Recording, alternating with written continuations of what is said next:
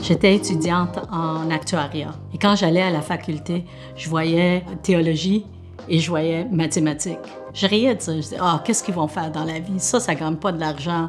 C'est-à-dire que Dieu a pris mon cœur, tu sais. Puis ça a donné que j'ai voulu étudier la théologie. J'étais dans la même université. Je montais les mêmes escaliers. Puis là, c'était l'inverse. J'ai beaucoup aimé ça. Ça m'a formée de façon tellement différente. Ça m'a changé le regard aussi de comment je voyais le monde et comment je rentrais en dialogue avec ce monde-là.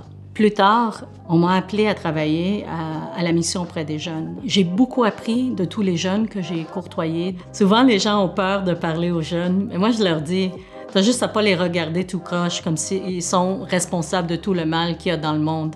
T'as juste à dire bonjour puis s'intéresser à leur vie.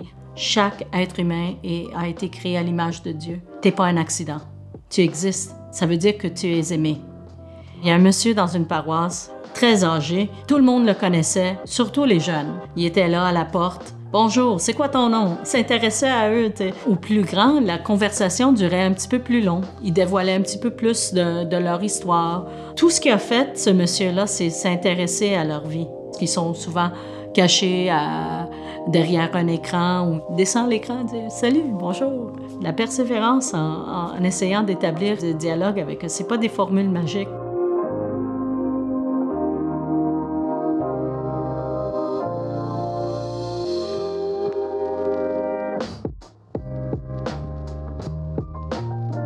Ça reste pareil de découvrir l'amour de Dieu et d'aider les gens à répondre avec leur vie.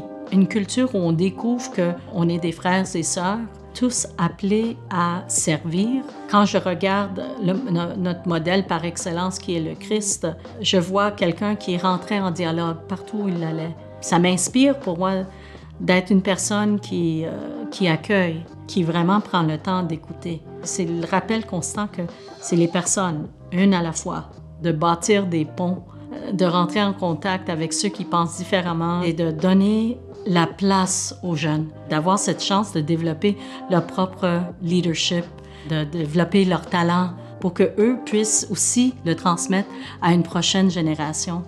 Tu ne gardes pas la joie de l'Évangile juste pour toi. Tout ce que tu reçois, tu le donnes et tu essayes que cette personne comprenne que lui ou elle aussi doit le redonner à quelqu'un d'autre. Les jeunes, ils veulent la place, mais ils ne veulent pas la place toute seule.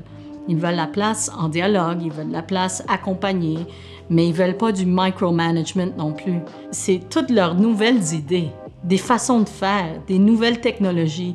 C'est eux qui me poussent à développer de façon différente, de parler de l'Église, de parler du Christ. Et j'aime ça parce que j'ai besoin d'eux pour grandir dans ma foi. C'est par eux que j'apprends à écouter le Seigneur davantage.